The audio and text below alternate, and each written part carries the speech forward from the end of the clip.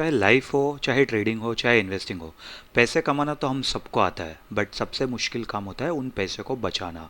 ठीक है। जब भी आप अपने ब्रोकर के पोर्टल पे लॉगिन करते हो, आप हमेशा एक चीज़ देखते हो, और काफ़ी सारे आर्टिकल्स है इस बारे में कि 90 to 95% के जो ट्रेडर्स है, इन्वेस्टर्स है, वो लोग मार्केट में पैसा गंवा रहे हैं। अभी ये लोग मार्केट में पैसा गंवा इसलिए नहीं रहे हैं कि वो लोग गलत इंस्ट्रूमेंट में ट्रेड कर रहे हैं, या ऑप्शंस बाइंग कर रहे हैं, ऑप्शन सेलिंग कर रहे हैं, गलत टाइम पे ये शेयर बाय कर लिया और स्टॉक नीचे चला गया, या ऐसा कुछ कोई भी गलत स्ट्रैटेजी का इस्तेमाल नहीं कर रहे। इसका एक बहुत ही बड़ा रीज़न है जो हम लोग कुछ मिनटों में इसको सॉल्व कर देंगे, और अगर आपने ये चीज़ अपने ट्रेडिंग में इम्प्लीमेंट कर दी तो डेफिनेटली आप कहीं ना कहीं आने वाले टाइम में एक अच्छे प्रॉफिटेबल ट्रेडर ज़रूर बनोगे। ठीक है, तो चलिए वीडियो शुरू करते हैं। वीडियो पूरा एंड तक देखना, और अगर इस वीडियो पे 100 लाइक्स आ जाएंगे तो मैं आने वाले टाइम पे इस साल का मेरा पीएनएल भी शेयर करूंगा, वेरीफाइड पीएनएल। ठीक है, तो आई होप आपको ये वीडियो पसंद आएगा। वीडियो पसंद आएगा तो डेफिनेटली लाइक कर देना, चैनल को सब्सक्राइब कर देना, कमेंट करके बताना और अपने दोस्तों के साथ शेयर करना। तो चलिए गाइस, वीडियो शुरू करते हैं। वीडियो में शुरू करने से पहले मैं बता देता हूँ, मेरा नाम है प्रशांत, आप देख रहे हैं इमर्जिंग बुल्स, और इस वीडियो में मैं जो भी स्टॉक डिस्कस करूंगा ये सिर्फ एजुकेशनल पर्पज़ के लिए है, मैं कोई बाय सेल रिकमेंडेशन नहीं दे रहा हूँ। और ये जो मेरी नॉर्मल जो मैं वीडियोस लाता हूँ स्टॉक सिलेक्शन या स्टॉक्स के ऊपर, है उस वीडियो से काफ़ी ज़्यादा अलग होने वाली है। ये वीडियो में हम लोग जानेंगे रिस्क मैनेजमेंट के बारे में। ठीक है, तो अगर जो कोई भी ये वीडियो देख के आया है जिसको ये लग रहा है कि मैं कोई स्ट्रैटेजी बताने वाला हूँ, कोई स्टॉक बताने वाला हूँ, तो आप ये वीडियो स्किप कर सकते हो और आप हमारे दूसरे वीडियोज़ देख सकते हो। बट अगर जो सीरियस ट्रेडर है, सीरियस इन्वेस्टर्स है, वो अगर ये वीडियो देख रहे हैं तो मैं आप लोग को रिक्वेस्ट करूँगा कि वीडियो पूरा एंड तक देखना, क्योंकि डेफिनेटली ये वीडियो में आप लोग को बहुत ज़्यादा हेल्प होने वाला है। बिगिनर्स के लिए, सीरियस ट्रेडर्स के लिए डेफिनेटली बहुत ज़्यादा हेल्पफुल वीडियोज़ होगा। ठीक है, तो चलिए बिना कोई बकबक करे चलिए शुरू करते हैं। तो अभी कैसा होता है ना कि देखो, अगर आपने कोई एक ट्रेड लिया है, ठीक है, और वो ट्रेड में अगर मान लो कि जैसे आप एक एक स्टॉक है, ठीक है, जैसे मान लो कंपनी ए का एक स्टॉक है, ठीक है, कंपनी ए का स्टॉक है जिसका भी प्राइस चल रहा है 10 रुपये। ठीक है, अभी यहाँ से आपको एक ब्रेकआउट दिख रहा है, आपको एंट्री बनानी है। ठीक है, लेकिन अभी आपको जो दिख रहा है उसके ऊपर आपको जो पता चल रहा है उसका आपका स्टॉप लॉस है 5 रुपये का। ठीक है, और जो आपका क्या कहते हैं जो टारगेट प्राइस है वो है 15 रुपये का। ठीक है, अभी ये जो 5 और जो 15 का जो 5 है वो थोड़ा आपको अलग लगेगा, क्योंकि मैं माउस से टाइप कर रहा हूँ तो उसके लिए माफ़ी चाहूँगा, बट आई होप आप लोगों को समझा होगा। तो इसके अंदर कैसा हो रहा है, ये जो है ये जो 5 रुपये है, मतलब अभी करंट प्राइस मार्केट का 10 रुपये उस स्टॉक का, बट अगर 5 रुपये पे अगर वो स्टॉक आएगा तो हम लोग का स्टॉप लॉस हिट हो जाएगा, यानी कि हम लोग जो रिस्क ले रहे हैं वो पूरे 5 रुपये का ले रहे हैं। ठीक है, और जो प्रॉफिट है वो भी सिर्फ 5 रुपये का ही है। तो इसके अंदर हम लोग का रिस्क टू रिवॉर्ड बन के आ रहा है 1:1 का। ठीक है, 1:1 का हम लोग का रिस्क रिवॉर्ड रेशियो बन के आएगा। ठीक है, लेकिन अभी 1:1 अच्छा होता है, बुरा होता है, ये सबकी अपनी अपनी अलग अंडरस्टैंडिंग है। ठीक है, अगर आप एक बिगिनर हो तो आपके लिए 1:1, 1:1.5 भी एक अच्छा रिस्क टू रिवॉर्ड माना जाएगा, और धीरे धीरे आप अपना रिस्क टू रिवॉर्ड आगे और इम्प्रूव कर सकते हो। जैसे अगर मैं कोई स्विंग ट्रेडिंग के पर्सपेक्टिव के हिसाब से अगर कोई स्टॉक लेता हूँ, अगर मुझे लॉन्ग टर्म होल्ड करना है उसको, और स्विंग ट्रेडिंग के हिसाब से लॉन्ग टर्म मतलब 3 महीना, 6 महीना, या in fact for a year as well, तो मैं उसमें कम से कम 1:5, 1:8 तक के रिस्क रिवॉर्ड मेंटेन करने की कोशिश करता हूँ। अगर कोई शॉर्ट टर्म है तो 1:2, 1:3 पे भी एग्जिट कर देता हूँ। ठीक है, अभी लेकिन ये जो रिस्क टू रिवॉर्ड है ये कैसे जस्टिफाई होगा? ठीक है, अभी इसका एक सिंपल तरीका है, 2% रूल। ठीक है, और 2% भी उन लोगों के लिए जिन लोग को मार्केट में 1-2 साल 3 साल हो चुका है, जिन लोग को थोड़ा बहुत टेक्निकल एनालिसिस आता है। अगर आप में से किसी को भी टेक्निकल एनालिसिस नहीं आता तो मैंने पूरी एक प्लेलिस्ट बना के रखी है, आप वो जाके देख सकते हो। इंडिकेटर्स के वीडियोज़, ऑप्शंस के वीडियोज़, आप सब कुछ जाके चेकआउट कर सकते हो। ठीक है, बट पहले ये वीडियो देख लेना। तो अभी मान लो फॉर एग्जांपल आपके अकाउंट में है 100 रुपये। ठीक है, अभी 100 रुपये का 2% कितना होता है? अभी हम लोग सिर्फ वीडियो के हिसाब से, मैं 2% रूल के हिसाब से बता रहा हूँ, बट एज ए बिगिनर आपको 1% या मैक्सिमम 1.5% का ही आपको रिस्क लेना है।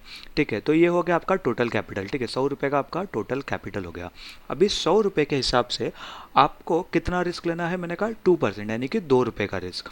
ठीक है, तो ये हो गया आपका 2 रुपीज़ का ये रिस्क हो गया। अभी ये जो रिस्क है, अभी इससे ज़्यादा आपको रिस्क बिल्कुल ही नहीं लेना है, चाहे कुछ भी हो जाए। ठीक है, तो अभी मान लेते हैं, ठीक है, मैं ऊपर जाता हूँ। इधर मैं ऊपर आपको बता देता हूँ। ठीक है, तो अभी मान लो, चलो अगर हम लोग उसको 100 रुपये की जगह उसको 1000 रुपये कर देते हैं, कैलकुलेशन के लिए ज़्यादा इजी हो जाएगा और थोड़ा रियलिस्टिक भी लगेगा। ठीक है, तो अभी मान लो मेरा जो रिस्क है वो है 20 रुपीज़।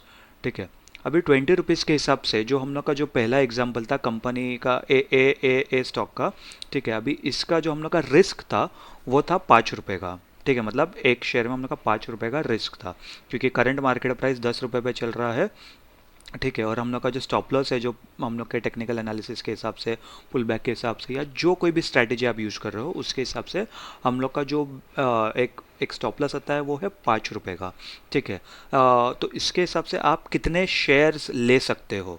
ठीक है, तो रिस्क मैनेजमेंट में और पोजीशन साइजिंग में एक छोटा सा अंतर होता है जो आपको समझना ज़रूरी है। ठीक है, तो अभी आप अगर इसको 5 को आप 20 से डिवाइड करोगे तो आपको आंसर आएगा इसका 4 का। ये सिंपल एक मैथ है जो हर कोई कर सकता है, हम लोग को सेकंड थर्ड में ही बचपन में स्कूल में सिखाया गया था। आप ये उससे भी कर सकते हो, आपको इजीली समझ में आ जाएगा। अगर आपको उससे भी समझ में नहीं आ रहा तो आप सीधा अपने ब्रोकर के जो पोर्टल है उसके ऊपर आप क्वांटिटी डालोगे, आपका स्टॉप लॉस डालोगे, तो भी आपको एक बार उसमें समझ में आ जाएगा। काफ़ी सारे ब्रोकर्स ये फैसिलिटी देते हैं। ठीक है, तो अगर आप इसके अंदर 4 शेयर्स लेते हो, ठीक है, अभी 4 शेयर आपको 10 रुपये के, 4 शेयर आपको आएंगे 40 रुपये में। ठीक है, तो 40 रुपये के आपके 4 शेयर्स हो गए। अगर ये मान लो ये स्टॉप लॉस आपका हिट करता है तो आपका डे का लॉस होगा सिर्फ 20 रुपीज़। ठीक है, और अगर ऑब्वियसली आपको प्रॉफिट होगा तो 5 रुपये का हम लोग का प्रॉफिट था, उस हिसाब से आपका 20 रुपीज़ और प्रॉफिट हो जाएगा। ठीक है, तो अभी इसके अंदर हम लोग को 4 शेयर्स ही क्यों लेना है। आप तो कहोगे कि भाई मेरे अकाउंट में तो 1000 रुपये है तो मैं चाहूँ तो 100 शेयर्स ले सकता हूँ। लेकिन अगर आप इसके अंदर 100 शेयर्स लोगे, ठीक है, तो उसके अंदर अगर आपका 5 रुपये का लॉस हुआ तो आपका सीधा सीधा 500 रुपये का लॉस हो जाएगा, यानी कि आपका 50% अकाउंट ब्लो हो जाएगा। ठीक है, तो कभी भी है ना, आपको रिस्क आपके जो टोटल कैपिटल है, जैसे कि मैंने कहा इस एग्जांपल में 1000 रुपये का आपका टोटल कैपिटल है, तो इसके हिसाब से आपको कितना रिस्क लेना है वो डिफाइन करना है। जैसे कि मैंने इधर मैं आपको 2% रिस्क बता रहा हूँ, बट कभी मुझे अच्छी अपॉर्चुनिटी मिलती है तो मैं कभी कभी मैं 3% या 4% का रिस्क भी लेने के लिए तैयार रहता हूँ, क्योंकि मुझे पता है कि अगर वहाँ पर मेरा, अगर वो ये क्या कहते हैं, अगर मेरा वो जो पोजीशन है अगर वो अच्छा चला तो वो डेफिनेटली मुझे, अगर मुझे 4% का रिस्क मिल रहा है तो मुझे मालूम है मुझे 12% का रिवॉर्ड भी मिलेगा। ठीक है, तो ये काफ़ी ज़्यादा एक इंपॉर्टेंट चीज़ हो जाती है। अभी मैं इसको है ना पहले यहाँ से डिलीट कर देता हूँ सब कुछ और आपको वापस फ्रेश से समझाता हूँ। ठीक है, तो अभी आप लोग को ये तो समझा रहेगा कि 1000 रुपये मेरे अकाउंट में है, आपके अकाउंट में 1000 रुपये है, आपको 20 रुपये का ही एक एक ट्रेड पे, ठीक है, ये एक दिन में नहीं। अभी आप इसमें ना रिस्क को अलग अलग तरीके से डिफाइन कर सकते हो। जैसे कोई डिफाइन करता है मुझे एक दिन में, मान लो जैसे 100 रुपये के ऊपर का लॉस नहीं लेना है। ठीक है, ये अभी ऑब्वियसली अनरियलिस्टिक लगता होगा क्योंकि 100 रुपये तो ब्रोकरेज में ही चली जाती है, बट ये मैं सिर्फ एग्जाम्पल के लिए बता रहा हूँ। ठीक है, अगर जिसका 1000 रुपये का अकाउंट है तो वो 100 रुपये रिस्क ले रहा है, मतलब ये भी काफ़ी ज़्यादा होता है क्योंकि वो 10% हो जाता है। ठीक है, तो अगर आपको रिस्क पर डे के हिसाब से आप या तो ट्रेड कर सकते हो या रिस्क पर ट्रेड के हिसाब से। ठीक है, रिस्क पर डे कैसा होता है, जैसे कुछ कुछ लोग पूरे दिन में, जैसे जिन लोग का 5 लाख या 10 लाख का अकाउंट रहता है, वो लोग का ये रहता है कि मैं दिन में एक दिन में 10,000 के ऊपर, 20,000 के ऊपर या 50,000 के ऊपर लॉस नहीं करूंगा। लेकिन अगर आप देखोगे तो 10 लाख के अकाउंट के ऊपर 20,000 हम लोग को बहुत ज़्यादा लगता है, बट 10 लाख के अकाउंट के ऊपर 20,000 रुपये सिर्फ 2% ही होता है।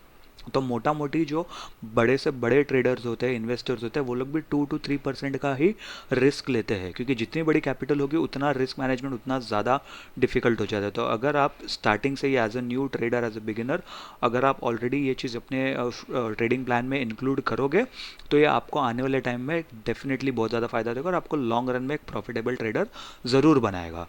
ठीक है, तो अगर आप देखोगे कि इसके अंदर अभी आपका 100 रुपये का मान लो रिस्क है।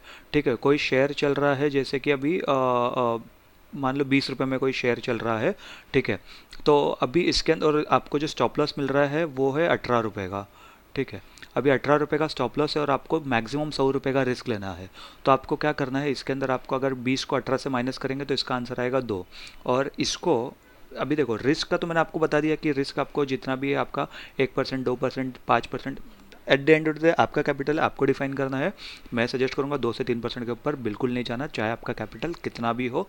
और लोवेस्ट टू लोवेस्ट 1% तो मिनिमम रिस्क आपको रखना ही पड़ेगा, ठीक है, क्योंकि कभी भी ऐसी कोई भी ट्रेड आपको नहीं मिलेगा जिसके अंदर आपका लॉस हो ही नहीं सकता, कोई भी ऐसी स्ट्रैटेजी नहीं मिलेगी या कोई भी ऐसा ट्रेडर नहीं मिलेगा जिसका कभी भी लॉस नहीं हुआ हो। हाँ, ये हो सकता है कि पिछले 5 ट्रेड में या पिछले 10 ट्रेड में उनका लॉस नहीं हुआ हो, बट पूरे करियर में उनका लॉस कभी ना कभी तो होगा ही होगा। इसके लिए आपको हमेशा आपका स्टॉप लॉस सिस्टम पे लगा के ही चलना है, ठीक है। अभी आपको पोजीशन साइजिंग बता देता हूँ।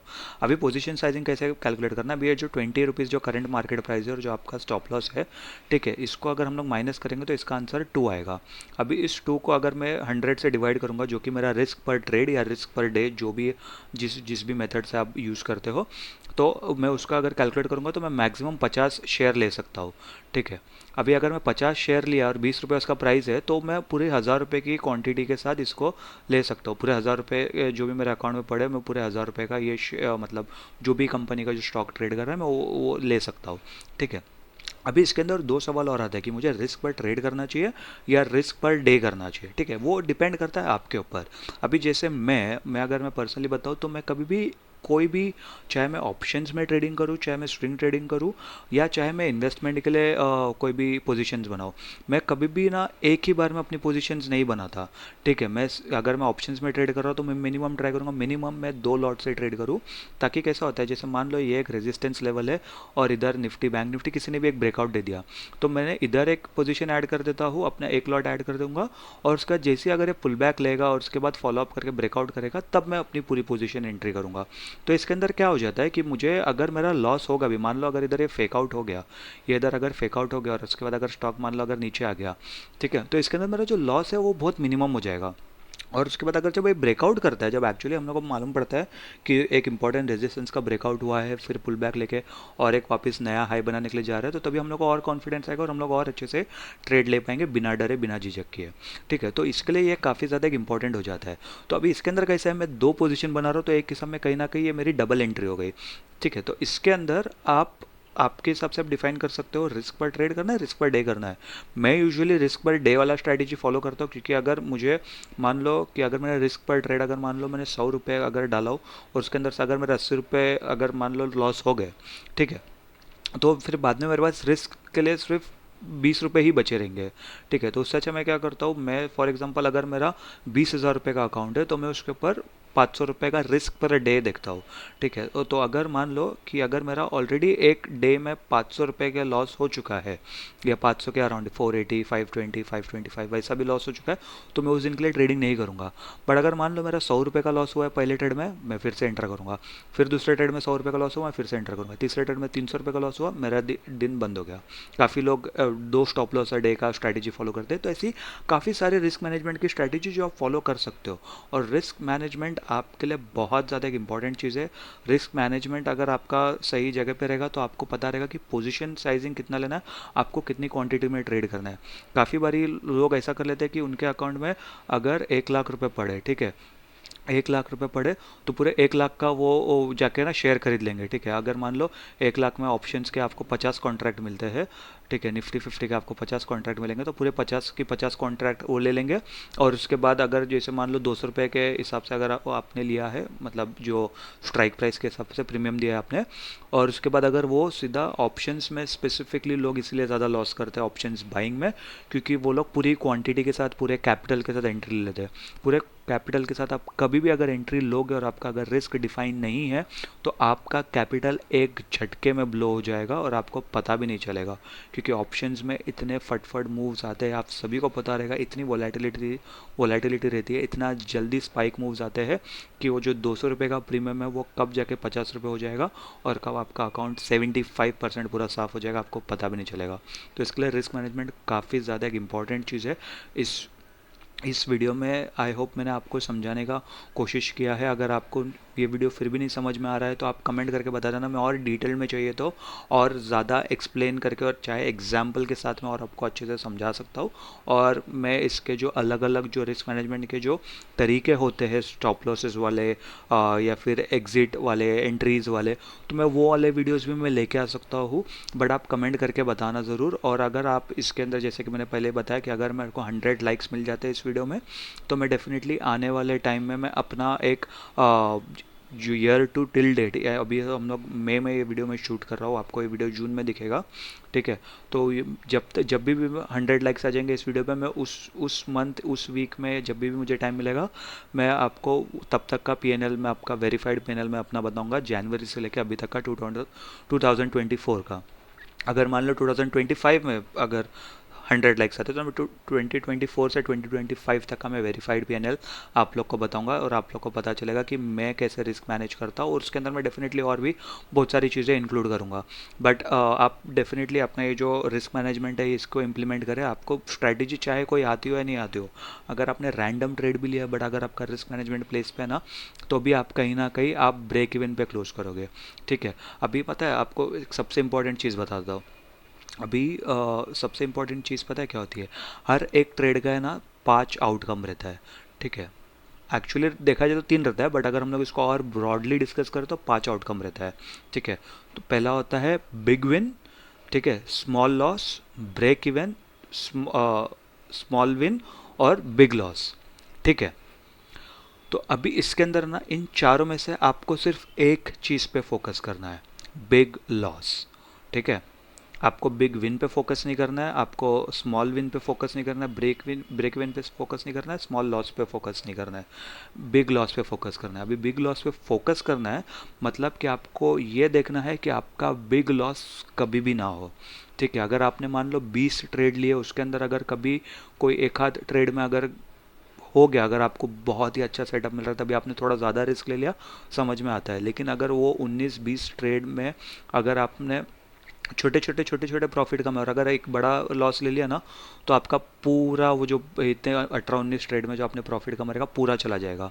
तो इसके लिए बिग लॉस, अगर आप थोड़ा एक्स्ट्रा वो क्या कहते हैं रिस्क लेने का भी सोच भी रहे हो ना, कि जैसे 2-3% अगर आपने कोई बुक में पढ़ा है, जैसे अभी मैंने बताया, किसी और भी यूट्यूबर का वीडियो देख के कुछ भी स्ट्रैटेजी यूज़ करके अगर आपने 2-3% के ऊपर जा रहे हो, तो आप पहले ये देखना कि आपके जो पास ट्रेड्स थे, क्या उसके ऊपर आपने 20% ऑलरेडी गेन करा है या नहीं करा है। क्योंकि अगर आपने वो 20% गेन करा है और इसके अंदर अगर आप 4% लूज़ करने के लिए तैयार हो, तो भी at the end of the day आपका 16% 15% आप उसके अंदर प्रॉफिटेबल रहोगे, ठीक है। क्योंकि ब्रेक इवन हो गया, स्मॉल विन हो गया, स्मॉल लॉस हो गया, ये एक दूसरे को कंपेंसेट करके चले जाएंगे, ठीक है। इसके अंदर आपका ज़्यादा कुछ होगा नहीं, ब्रोकरेज जाएगा और हार्डली आपके पास कुछ पैसे बनेंगे। आपका पैसा बनाएगा बिग विन, ठीक है, और आपका पैसा गवाएगा बिग लॉस। तो बिग लॉस को आपको कम करना है और बिग विन को आपको बढ़ाना है, और ये आपको मदद करेगा रिस्क मैनेजमेंट। अगर आपके स्टॉप लॉसेस सिस्टम पे लगेंगे, छोटे छोटे स्टॉप लॉस दोगे आप, और उसके बाद प्रॉपर स्टॉप लॉस, ऐसा भी नहीं कि मतलब अगर गिन के ऑप्शन ट्रेडिंग में अगर आप 50 रुपये का मतलब 20-30 रुपये का अगर आप स्टॉप लॉस दे रहे हो, कम से कम एक अच्छा एक स्टॉप लॉस होना चाहिए, मतलब वो ट्रेड को भी चलने को उतना टाइम रहना चाहिए, थोड़ा एक फ्री स्पेस होना चाहिए, ठीक है। और उसके बाद आपके टारगेट्स बढ़ रहने चाहिए। जब आपके टारगेट्स बड़े होंगे ना, तो उसके बाद ही आप बड़े बड़े प्रॉफिट्स ले पाओगे। अभी बड़े प्रॉफिट्स लेना कैसे है, उसके ऊपर भी मैं डेफिनेटली एक वीडियो बना दूंगा जल्दी से जल्दी, एंट्री और एग्जिट प्लान कैसे करना है। तो एंट्री और एग्जिट प्लान के लिए अगर आपको वीडियो चाहिए तो कमेंट करके बताना, डेफिनेटली मैं उसके ऊपर भी जल्दी वीडियो लेके आ जाऊँगा। आई होप आपको ये वीडियो पसंद आया होगा। वीडियो अगर पसंद आया होगा तो वीडियो को लाइक कर दीजिए, चैनल को सब्सक्राइब कर दीजिए, वीडियो को शेयर कर दीजिए, और मैं मिलता हूँ आपसे अगले वीडियो में।